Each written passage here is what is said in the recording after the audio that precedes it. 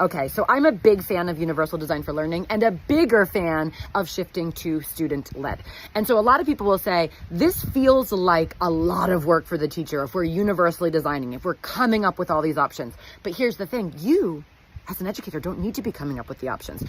Whether you're teaching students that are 3 or 30, there's really 2 types of standards. And if it's content standard, meaning something that students have to know or explain, this is how simple it is. You say, all right, everyone, today you all have to be able to explain the causes of the American Revolution, or the process of photosynthesis, or how this author uses word choice to create imagery. And then you say to students, how do you want to do that? That's it. You can make a choice board together live in class. And the spoiler alert is there's really only kind of like 4 options, right? You can write something, you can use video, audio, something multimedia, you can do something live.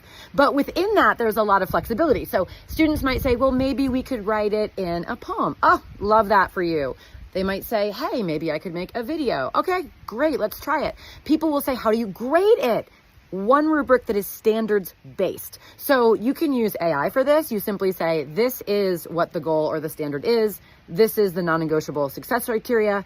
Create me a quick rubric, because we're really trying to assess the mastery of standards. So we know the students who know how to do it already and those who do not know it yet, because they require different types of feedback and support. Now, let's say that you have a method standard where students have to write. Again, what are the different ways that we could draft our writing today? Any ideas? For instance, some of you may want the rough draft in writing by hand. Some of you might want to do it in a freestyle, or some of you might want to do note cards. Now, with younger learners, you might have to have them practice all the ways first, because they may not know what works best for them. But don't think about this is coming home with you to prep. Think about we're shifting it into the classroom to co-plan. Have them come up with the options and choices.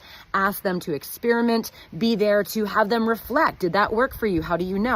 But the magic is in shifting to student-led. So universal design for learning should not be more work up front for the educator. It should be shifting that work into the classroom to build innovative, creative, self-aware students who are doing a lot of the planning with us. So you get your nights back.